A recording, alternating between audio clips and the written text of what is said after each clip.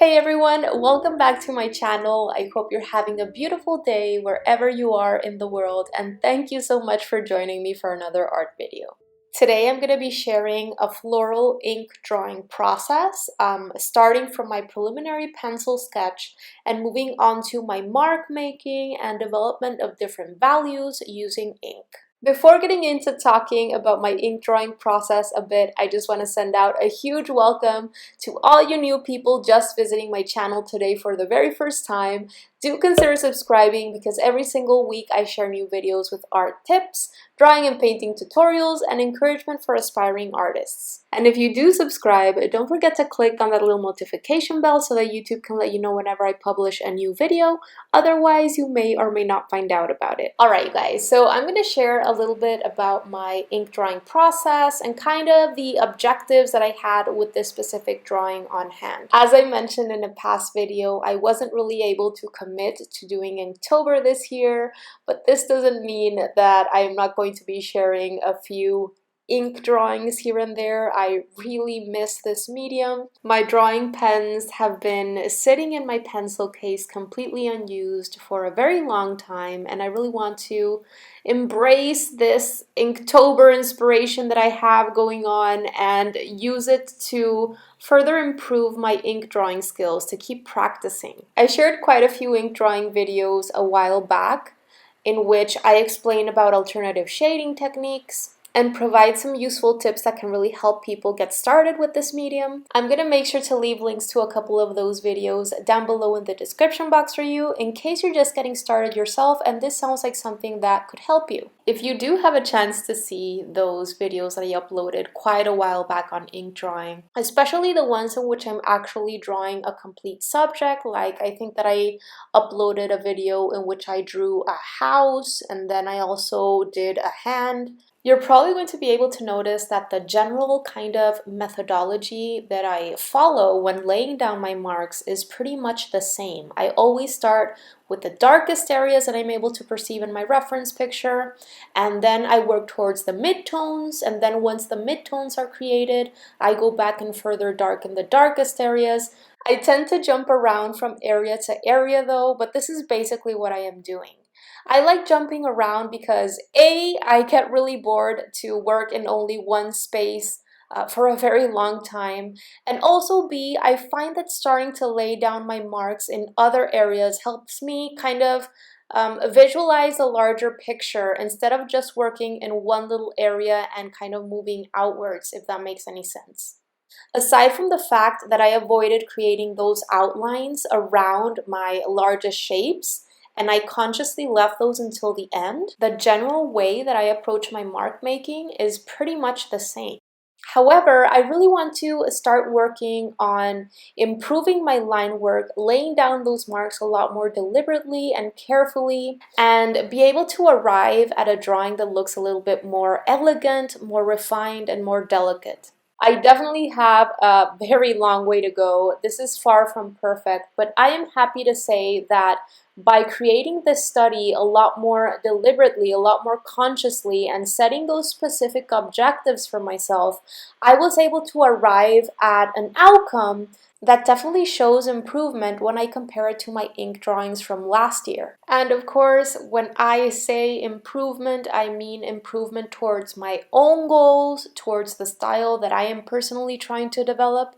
This doesn't mean that this is the way that everyone should be striving to use ink or anything like that, because it really all depends on your personal style and the effects that you are personally going for. Once I set my objectives for this specific piece, it was time to select the tools and the supplies that would help me get to that point easier. So what I did here was I found my smallest or my finest pen point sizes. In my past sketches, I almost always reached for the larger sizes. And for this one, I had a pretty good idea that using smaller sizes would help me reach my objectives a lot easier. I used 3 different points, which were 0.2, 0.3, and 0.5 for this sketch. And the 0.5 was used very minimally, only at the end to do those final marks in the darkest areas. Something else that I really noticed about past ink drawings of mine is that I really went overboard with the amount of marks that I created. And this is something that I have in my mind as I am working on this rose. I am trying to be a lot more deliberate about the amount of marks I create. I find that when drawing with pen and ink, at least for me, it's so easy to go overboard with the marks. And of course, these are permanent marks which we're not going to be able to erase. And it's good to have in mind that to be able to create that three-dimensional form, we need to have a wide range of values. We need to have lights, we need to have midtones, and we need to have darkest darks. And if we're not able to reach that balance, we may end up creating a very flat area. And something I found super helpful is taking breaks every few minutes and seeing your drawing from a bit further back and really analyzing whether more marks are necessary to reach the effect that you're going for. Now, if you're intending to create a drawing that shows any kind of degree of 3D form, I highly recommend working from reference photos or from something that you have placed in front of you that you're actually drawing from direct observation. Unless you've already taken time to study a specific subject for a long time and you fully understand its structure, the textures involved, as well as have a high understanding of how light works, using those references is going to allow you to pinpoint those areas of highlight, midtones, and darks so that you're then able to recreate them and recreate that sense of three-dimensional form. If you haven't made it a point to focus on that particular subject on hand before, it's going to be very difficult to arrive at something that looks realistic if you don't have any type of reference with you. Unless, of course, you're some kind of genius with photographic memory whose brain is miraculously able to retain every single little nuance that subjects and objects around us can have.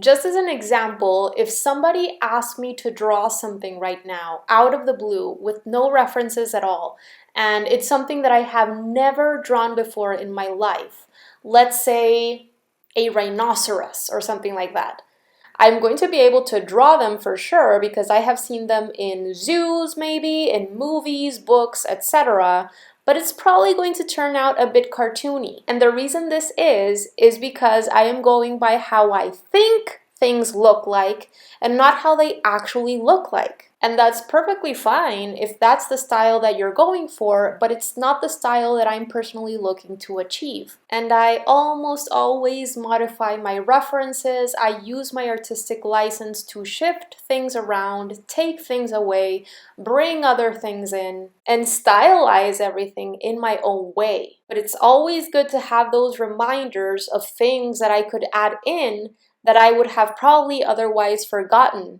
So references, in my opinion, are awesome.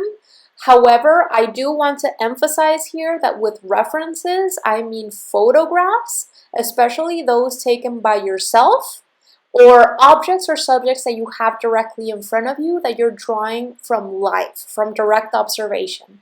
I do not mean another artist's work, because that would be copying, and I really feel that just copying another artist's work, at least after you have achieved a certain skill level, is only setting your own artistic progress back.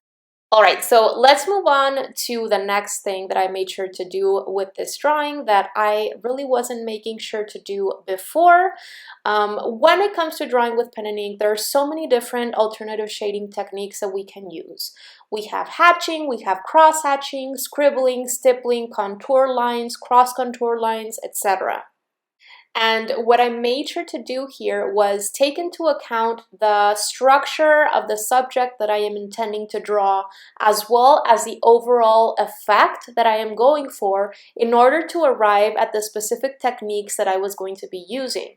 And because this is a very irregular, organically shaped subject with lots of curves throughout, especially in the petal area, which is basically the main area I want to emphasize in my drawing, I decided since the beginning that I would be mostly using curved lines to further emphasize those petals, the way that they curve downwards and inwards, etc. And you can see how I am creating those areas of cast shadow in between the overlapping petals or underneath the petals by overlapping these curved lines, basically doing cross contouring.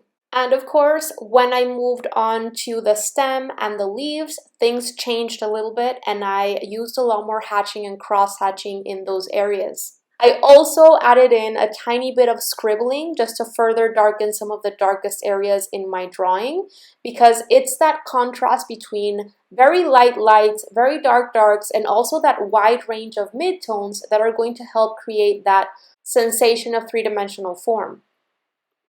I go much more into depth as well as talk about the pros and cons of different techniques in a blog post that I shared a while back. I'm going to make sure to leave a link to that down below in the description box in case you want to go and check it out.